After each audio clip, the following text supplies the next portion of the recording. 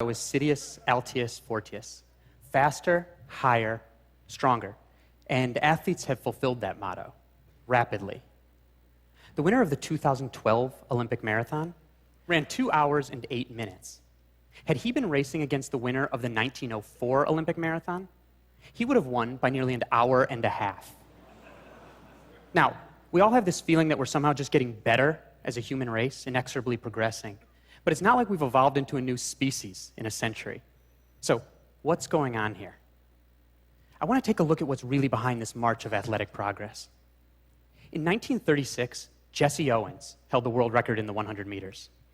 Had Jesse Owens been racing last year in the World Championships of the 100 meters, when Jamaican sprinter Usain Bolt finished, Owens would have still had 14 feet to go. That's a lot in sprinterland. To give you a sense of how much it is, I want to share with you a demonstration conceived by sports scientist Ross Tucker. Now, picture the stadium last year at the World Championships of the 100 meters. Thousands of fans waiting with bated breath to see Usain Bolt, the fastest man in history. Flashbulbs popping as the 9 fastest men in the world coil themselves into their blocks. And I want you to pretend that Jesse Owens is in that race. Now close your eyes for a second and picture the race. Bang! The gun goes off. An American sprinter jumps out to the front. Usain Bolt starts to catch him. Usain Bolt passes him, and as the runners come to the finish, you'll hear a beep as each man crosses the line. That's the entire finish of the race. You can open your eyes now. That first beep was Usain Bolt. That last beep was Jesse Owens. Listen to it again. When you think of it like that, it's not that big a difference, is it? And then consider that Usain Bolt started by propelling himself out of blocks down a specially fabricated carpet designed to allow him to travel as fast as humanly possible. Jesse Owens, on the other hand, ran on cinders, the ash from burnt wood, and that soft surface stole far more energy from his legs as he ran. Rather than blocks, Jesse Owens had a gardening trowel that he had to use to dig holes in the cinders to start from. Biomechanical analysis of the speed of Owens' joints shows that had he been running on the same surface as Bolt, he wouldn't have been 14 feet behind. He would have been within 1 stride. Rather than the last beep, Owens would have been the second beep. Listen to it again. That's the difference track surface technology has made, and it's done it throughout the running world. Consider a longer event. In 1954, Sir Roger Bannister became the first man to run under 4 minutes in the mile. Nowadays, college kids do that every year. On rare occasions, a high school kid does it. As of the end of last year, 1,314 men had run under 4 minutes in the mile. But like Jesse Owens, Sir Roger Bannister ran on soft cinders that stole far more energy from his legs than the synthetic tracks of today. So I consulted biomechanics experts to find out how much slower it is to run on cinders than synthetic tracks. And their consensus was that it's 1.5% slower. So if you apply a 1.5% slowdown conversion to every man who ran his sub-4 mile on a synthetic track, this is what happens. Only 530 are left. If you look at it from that perspective, fewer than 10 new men per decade have joined the sub-4 mile club since Sir Roger Bannister. Now, 530 is a lot more than 1, right? And that's partly because there are many more people training today and they're training more intelligently. Even college kids are professional in their training compared to Sir Roger Bannister, who trained for 45 minutes at a time while he ditched gynecology lectures in med school. And that guy who won the 1904 Olympic marathon in 3.5 hours, that guy was drinking rat poison and brandy while he ran along the course. That was his idea of a performance-enhancing drug. Clearly, athletes have gotten more savvy about performance-enhancing drugs as well. And that's made a difference in some sports at some times, but technology has made a difference in all sports, from faster skis to lighter shoes. Take a look at the record for the 100-meter freestyle swim. The record is always trending downward, but it's punctuated by these steep cliffs. This first cliff in 1956 is the introduction of the flip turn. Rather than stopping and turning around, athletes could somersault under the water and get going right away in the opposite direction. This second cliff, the introduction of gutters on the side of the pool that allows water to splash off rather than becoming turbulence that impedes the swimmers as they race. This final cliff, the introduction of full body and low friction swimsuits. Throughout sports, technology has changed the face of performance. In 1972, Eddie Merckx set the record for the longest distance cycled in 1 hour at 30 miles, 3,774 feet. Now, that record improved and improved as bicycles improved and became more aerodynamic, all the way until 1996, when it was set at 35 miles, 1,531 feet, nearly 5 miles farther than Eddie Merckx cycled in 1972. But then in 2000, the International Cycling Union decreed that anyone who wanted to hold that record had to do so with essentially the same equipment that Eddie Merckx used in 1972. Where does the record stand today? 30 miles, 4,657 feet. A grand total of 883 feet farther than Eddie Merckx cycled more than 4 decades ago. Essentially, the entire improvement in this record was due to technology. Still, technology isn't the only thing pushing athletes forward. While indeed we haven't evolved into a new species in a century, the gene pool within competitive sports most certainly has changed.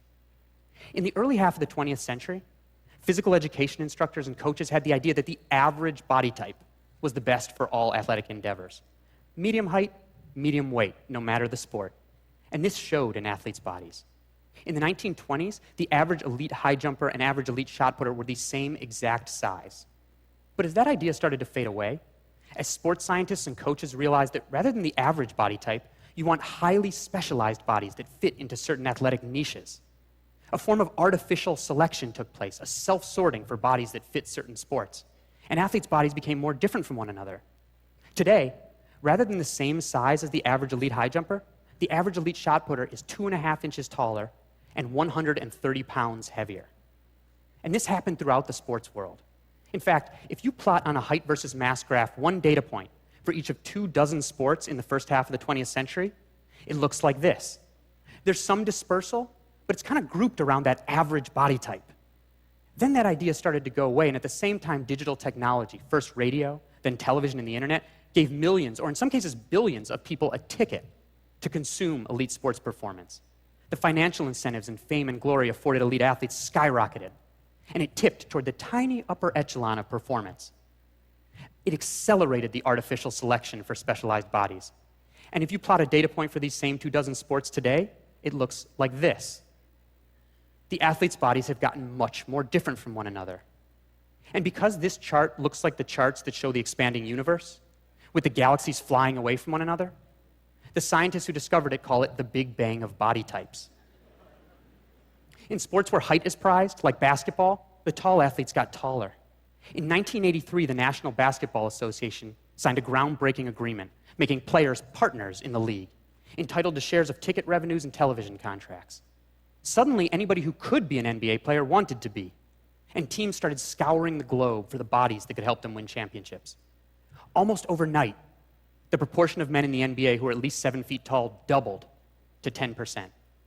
Today, 1 in 10 men in the NBA are at least 7 feet tall.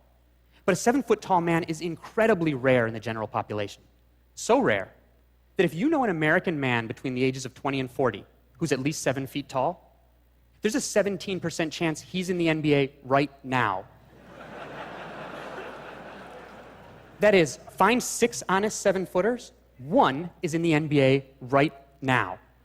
And that's not the only way that NBA players' bodies are unique. This is Leonardo da Vinci's Vitruvian Man, the ideal proportions, with arm span equal to height. My arm span is exactly equal to my height. Yours is probably very nearly so, but not the average NBA player.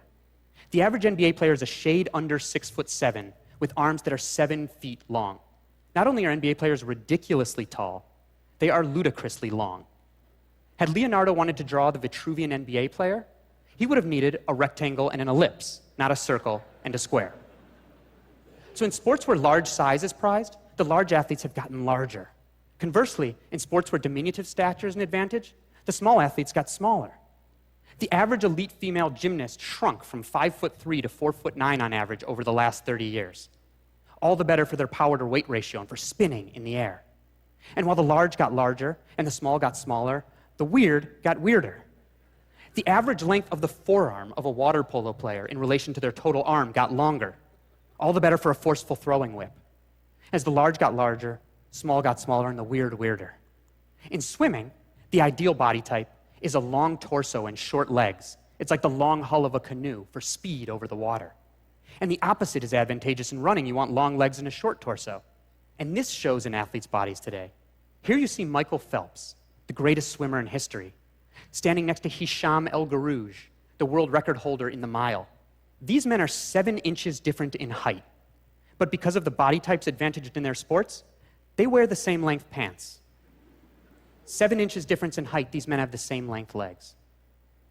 Now, in some cases, the search for bodies that could push athletic performance forward ended up introducing into the competitive world populations of people that weren't previously competing at all, like Kenyan distance runners. But we think of Kenyans as being great marathoners. Kenyans think of the Kalenjin tribe as being great marathoners. The Kalenjin make up just 12% of the Kenyan population, but the vast majority of elite runners. And they happen on average to have a certain unique physiology. Legs that are very long and very thin at their extremity. And this is because they have their ancestry at very low latitude in a very hot and dry climate. And an evolutionary adaptation to that is limbs that are very long and very thin at the extremity for cooling purposes.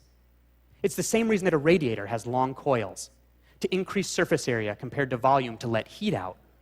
And because the leg is like a pendulum, the longer and thinner it is at the extremity, the more energy efficient it is to swing. To put Kalenjin running success in perspective, consider that 17 American men in history have run faster than 2 hours and 10 minutes in the marathon. That's a 4 minute and 58 second per mile pace. 32 Kalenjin men did that last October. That's from a source population the size of metropolitan Atlanta. Still, even changing technology and the changing gene pool in sports don't account for all of the changes in performance. Athletes have a different mindset than they once did. Have you ever seen in a movie when someone gets an electrical shock and they're thrown across a room? There's no explosion there.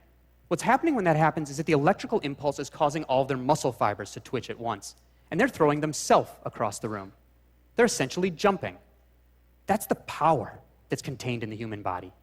But normally we can't access nearly all of it. Our brain acts as a limiter, preventing us from accessing all of our physical resources because we might hurt ourselves, tearing tendons or ligaments. But the more we learn about how that limiter functions, the more we learn how we can push it back just a bit. In some cases, by convincing the brain that the body won't be in mortal danger by pushing harder. Endurance and ultra-endurance sports serve as a great example. Ultra-endurance was once thought to be harmful to human health. But now we realize that we have all these traits that are perfect for ultra-endurance. No body fur and a glut of sweat glands that keep us cool while running. Narrow waists and long legs compared to our frames. Large surface area of joints for shock absorption. We have an arch in our foot that acts like a spring. Short toes that are better for pushing off than for grasping tree limbs. And when we run, we can turn our torso and our shoulders like this while keeping our head straight. Our primate cousins can't do that. They have to run like this. And we have big old butt muscles that keep us upright while running. Have you ever looked at an ape's butt? They have no buns because they don't run upright. And as athletes have realized that we're perfectly suited for ultra-endurance, they've taken on feats that would have been unthinkable before. Athletes like Spanish endurance racer Kilian Jornet. Here's Kilian running up the Matterhorn with a sweatshirt there tied around his waist. It's so steep he can't even run here. He's pulling up on a rope. This is a vertical ascent of more than 8,000 feet, and Kilian went up and down in under 3 hours. Amazing. And talented though he is, Kilian is not a physiological freak. Now that he has done this, other athletes will follow, just as other athletes followed after Sir Roger Bannister ran under 4 minutes in the mile. Changing technology, changing genes, and a changing mindset. Innovation in sports, whether that's new track surfaces or new swimming techniques, the democratization of sport, the spread to new bodies and to new populations around the world, and imagination in sport, and understanding